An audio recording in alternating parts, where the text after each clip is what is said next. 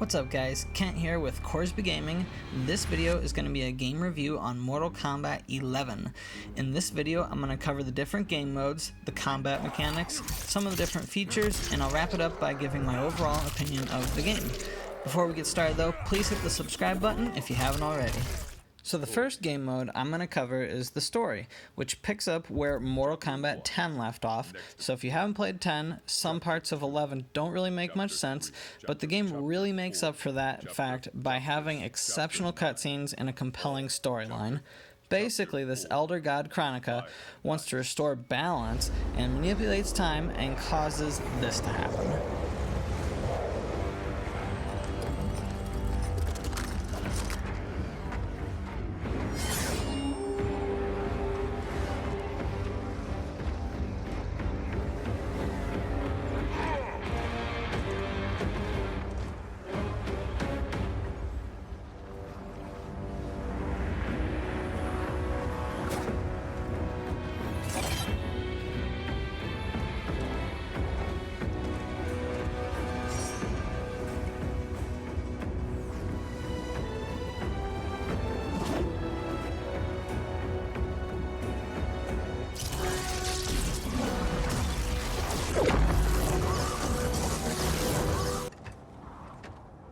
Raiden?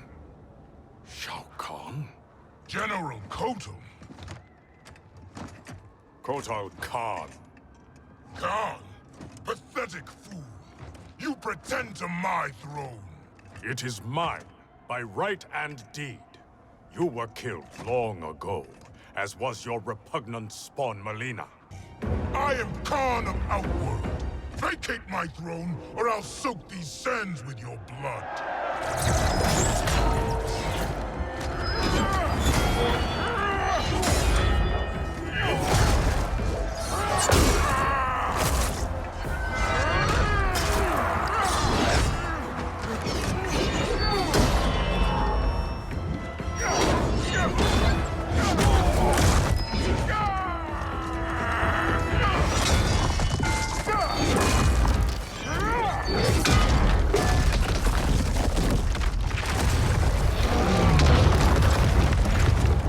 Maybe I'm a little biased, but I think that's an awesome cutscene.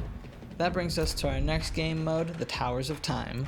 So this is a spin on the classic Mortal Kombat Towers where you ascend each level and fight new opponents, but the Towers of Time rotate and can have unique modifiers for each floor. Some of the modifiers can be pretty annoying, but they keep the game challenging. There's also the Classic Towers if you're feeling nostalgic and looking for an old school challenge. Personally, this is my favorite game mode. The next game mode I'm going to cover is the Crypt. This mode is quite a bit different from the others. It's in third person and you run around, explore, and spend your coins on these chests to unlock different collectibles. It's cool, but it feels kind of pointless. There are a couple really cool things that I gotta show you though. The first thing is these statues of some of the original Mortal Kombat characters. Pretty cool. The second thing is Goro's throne room. Now everybody knows that Goro was one of the most badass Mortal Kombat characters ever, and this was an awesome way that they paid their respect to him. There are also a few different training modes if you need to work on your skills, which brings us to our next topic, the combat.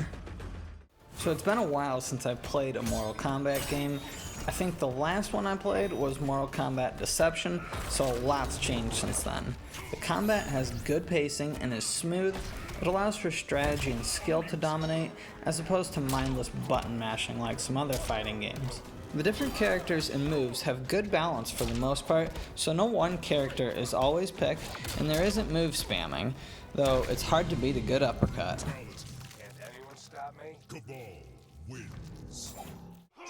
Another aspect of combat that I wanted to address is the fatal blow mechanic.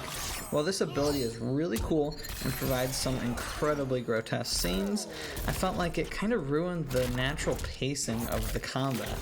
The first few times it happens, it's really cool and captivates you, but after playing for a while, it just gets really annoying, and it kind of feels like a cheap way for someone who's losing to get back in the fight. I suppose the creators added the Fatal Blow mechanic to further capitalize on Fatalities, which the series is so well known for. Well, Mortal Kombat 11 certainly does not disappoint with the new Fatalities, as they are more bloody and gory than ever. Call me crazy, but I've always thought the Fatalities were one of the best parts of the Mortal Kombat games. I'm always amazed at how shamelessly creative the designers can be with them. So I'll be honest, when I got this game, I had pretty low expectations. I bought a pre-owned copy of this game pretty cheap and wasn't expecting much, but I was pleasantly surprised. I really appreciated and enjoyed the combat, storyline, and different game modes. Really, the biggest complaint I have is the store. All the new characters and skins are microtransactions, which I absolutely detest. It makes me miss the days when characters were unlocked by some achievement. But outside of that, I really enjoyed this game and would give it an 8.0 out of 10. That's going to conclude this video, guys. Thanks again for watching. Hope y'all have a good one. I'll catch you next time.